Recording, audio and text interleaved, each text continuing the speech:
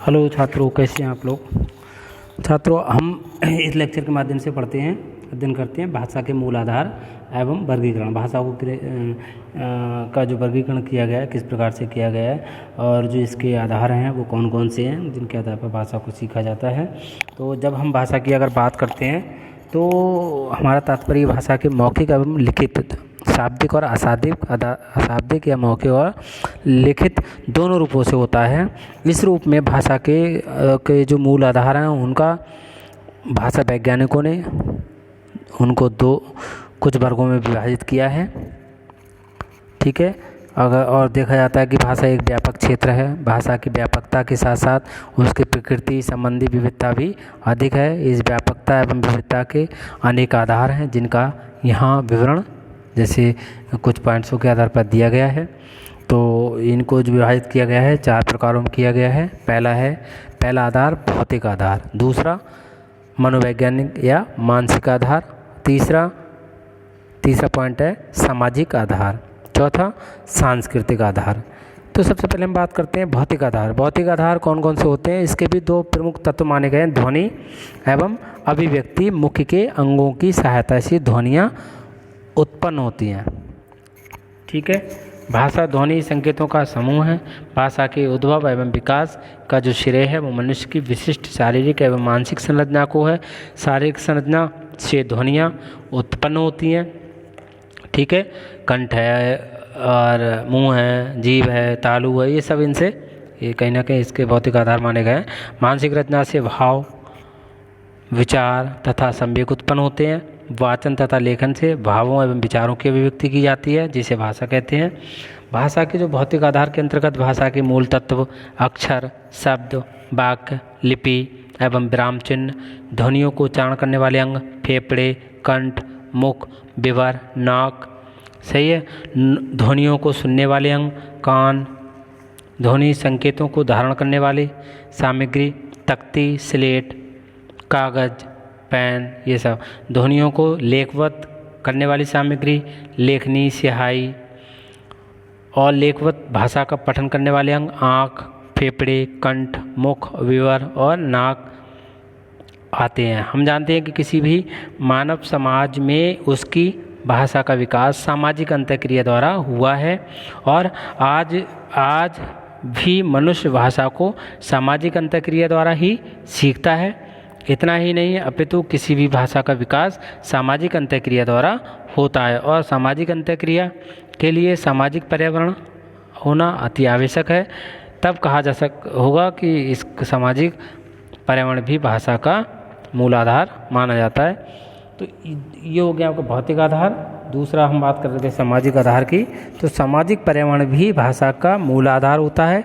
भाषा को सीखने के लिए जिस सामाजिक पर्यावरण की आवश्यकता होती है वह भी भाषा के भौतिक आधार के अंतर्गत आता है। ठीक है, यहीं एक बात और समझ लेनी चाहिए कि जब किसी भी मानव समाज की भाषा का संबंध उसकी संस्कृति से होता है और किसी समाज की भाषा एवं संस्कृति एक दूसरे पर निर्भर करते हैं, तब कहना ना होगा कि समाज विशेष की संस्कृति भी उसकी भाषा का मूल आधार मानी जाती है।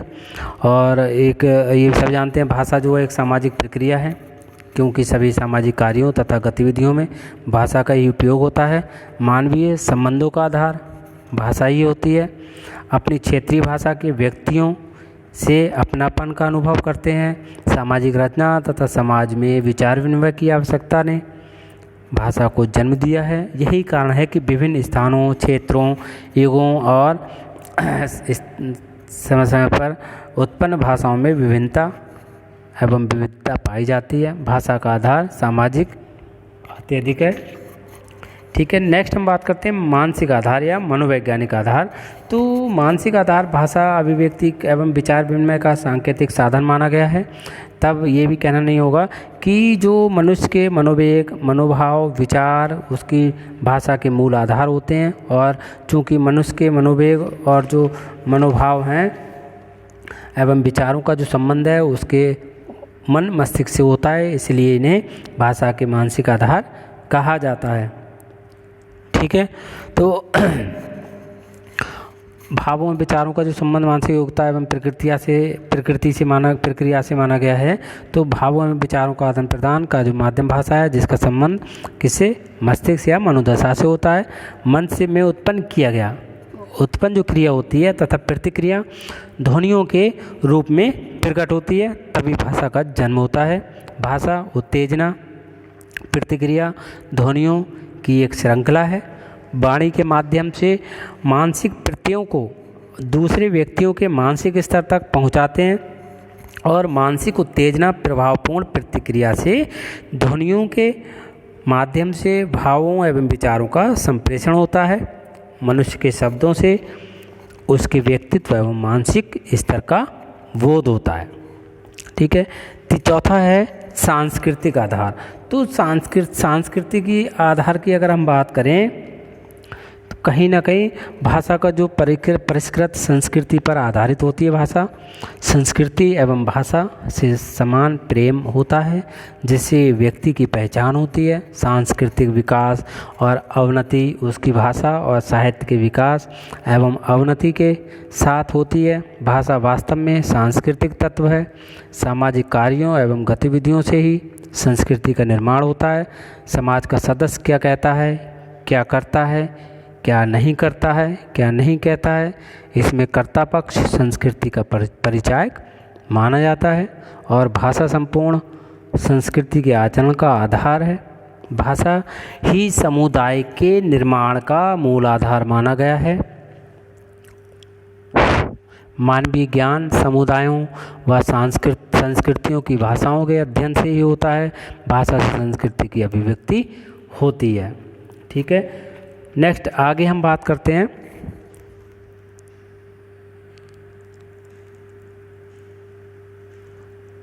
एक मिनट अभी बात करते हैं वर्गीकरण की। नेक्स्ट हम बात कर रहे थे कि भाषा का जो वर्गीकरण है वो किस प्रकार से किया गया है।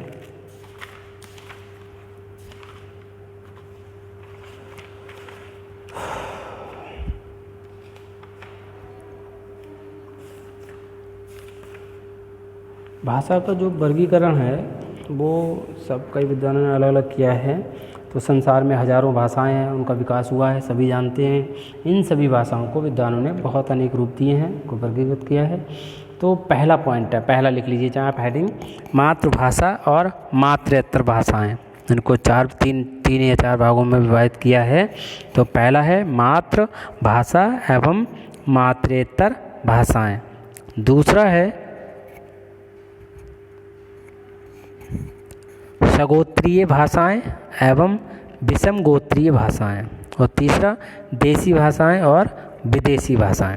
तो सबसे पहले हम बात करते हैं मातृभाषा और मातृत्तर भाषा। तो कुछ विद्वानों ने संसार की समस्त भाषाओं को केवल दो वर्गों में विभाजित किया है, मातृभाषा और मातृत्तर भाषा। तो सबसे पहले हम बात करते हैं मातृभाषा क्या होती है। तो ये भाषा लगभग सभी जानते होंगे। वह भाषा जिसे कोई व्यक्ति जन्म के बाद अपनी माँ एवं संपर्क में आने वाले व्यक्तियों के अनुकरण करके सीखता है और उसे उस व्यक्ति की मातृभाषा कहते हैं। जो कि मातृभाषा को कोई व्यक्ति सबसे पहले सीखता है, इसलिए इसे प्रथम भाषा अथवा भाषा भी कहते हैं। ठीक है। उदाहरण के लिए जैसे हम बात कर सकते हैं कि हिंदी भाषा भाषियों की मातृभाषा अथवा प्रथम भाषा अथवा भाषा हिंदी है। तेलुगु भाषा भाषियों की तेलुगु है और अंग्रेजी भाषा भाषियों की जो मातृभाषा है वो अंग्रेजी माना गया है। ठीक है। और इसी के अंतर्गत ये हो गया मातृभाषा। ठीक है। यानी माता पिता से जो सीखता है बच्चा, जहाँ जन्म लगता है, जैसे सीखता है, पड़ोस से सीखता है, वो मातृभाषा कहलाता है।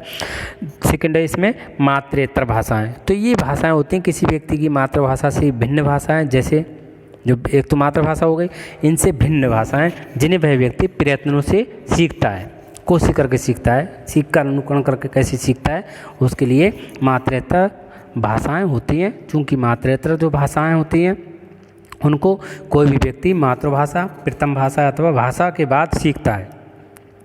ठीक है। समाज में जाकर के सीखता है। जैसे हम हिंदी, हमारे परिवार में हिंदी बोली जाती है, हिंदी से हैं, तो आप उसके अलावा अंग्रेजी सीखते हैं, पंजाबी सीखते हैं, तेलुगु सीख लेते हैं, कोई और उर्दू सीख जाते हैं, तो वो मातृत्तर भाषा कहलाती है। इसलिए इन्हें द्वितीय भाषा अथवा भाषा भी कहते हैं। जैसे हिंदी मातृभाषी व्यक्तियों के लिए संस्कृत, गुजराती, मराठी, तेलुगु, कन्नड़, अंग्रेजी, जर्मन इत्यादि सभी मातृत्व भाषाएं कहलाएंगी। और अंग्रेजी व्यक्ति के लिए अगर वो हिंदी सीख लेता है या ये सब और भाषा सीख लेता है तो समझ लीजिए उसकी ये मातृत्व भाषा है, मातृत्व। सेकंड है सगोत्रीय भाषाएं और विषम गोत्रीय भाषाएं।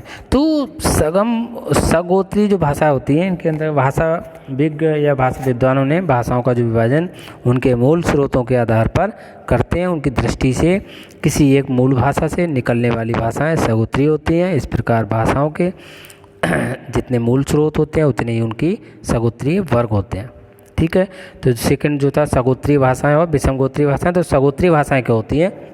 एक ही भाषा परिवार के भाषाओं को सगोत्रीय भाषाएं कहते हैं, क्योंकि इन भाषाओं का मूल स्रोत कोई एक भाषा होती है। इसलिए कुछ विद्वान इन्हें समगोत्रीय भाषाएं भी कहते हैं। उदाहरण के लिए जैसे हम कह सकते हैं हिंदी, सिंधी, पंजाबी, गुजराती, मराठी, उड़िया, बंगाली, असमी, नेपाली, ये सब आर्य भाषा परिवार की भाषाएं हैं। इन सब का मूल स्रोत वैदिक संस्कृत है, इसलिए ये सब सगोत्रीय भाषाएं अथवा समगोत्रीय भाषाएं हैं। इसी प्रकार द्रविड़ भाषा परिवार की समस्त भाषाएं तमिल, मलयालम, तेलुगु और कन्नड़ सगोत्रीय भाषाएं हैं। और सेकंड है इसमें विषम गोत्रीय भाषाएं। जो विषम गोत्रीय भाषाएं होती हैं वो होती हैं एक गोत्रीय भाषाओं के लिए दूसरी गोत्रीय भाषाएं विषम गोत्रीय भाषाएं कही जाती हैं, क्योंकि इन भाषाओं का मूल स्रोत भिन्न भिन्न भाषाएं होती हैं, इसलिए इन्हें विषम गोत्रीय भाषाएं भी कहते हैं। जैसे हिंदी और तमिल विषम गोत्रीय भाषाएं हैं, इसी प्रकार हिंदी या तेलुगु विषम गोत्रीय भाषाएं माना गया है। सही है। इसी प्रकार जो आर्य कुल की किसी भी भाषा के लिए आर्य भाषा कुल की भाषाओं को छोड़कर अन्य सभी भाषाएं विषम गोत्रीय भाषाएं कहलाती हैं। तीसरा पॉइंट है देसी भाषाएं और विदेशी। तो सबसे पहले हम बात करते हैं देसी भाषाएं कौन सी होती हैं। सभी जानते होंगे कि वे सभी भाषाएं जिनका जन्म एवं विकास किसी देश विशेष में हुआ हो उस देश की देसी भाषाएं कही जाती हैं। उदाहरण के लिए जैसे हमारे देश भारत की अगर बात करें तो यहाँ तो अनेक भाषाओं का जन्म एवं विकास हुआ है, यथा संस्कृत, पाली, अपभ्रंश, हिंदी, सिंधी, गुजराती, मराठी, उड़िया, कश्मीरी, बंगाली, असमी, नेपाली, तेलुगु, तमिल, कन्नड़, मलयालम इत्यादि बहुत सारी हैं। तो हमारे देश के लिए ये सभी भाषाएँ देसी भाषाएँ हैं। इसी प्रकार लैटिन अंग्रेजी भाषा ब्रिटेन की और जर्मन भाषा जर्मन की देसी भाषाएँ हैं।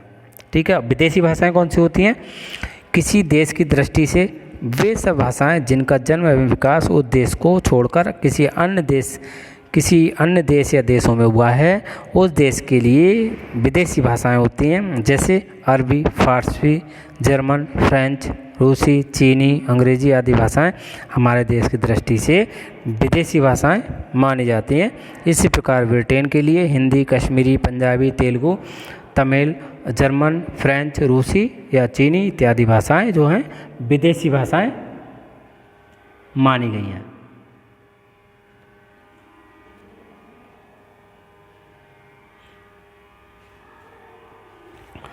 ठीक है,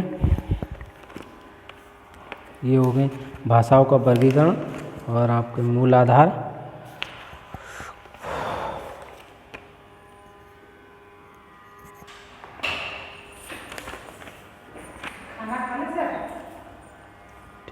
ठीक है, थैंक यू।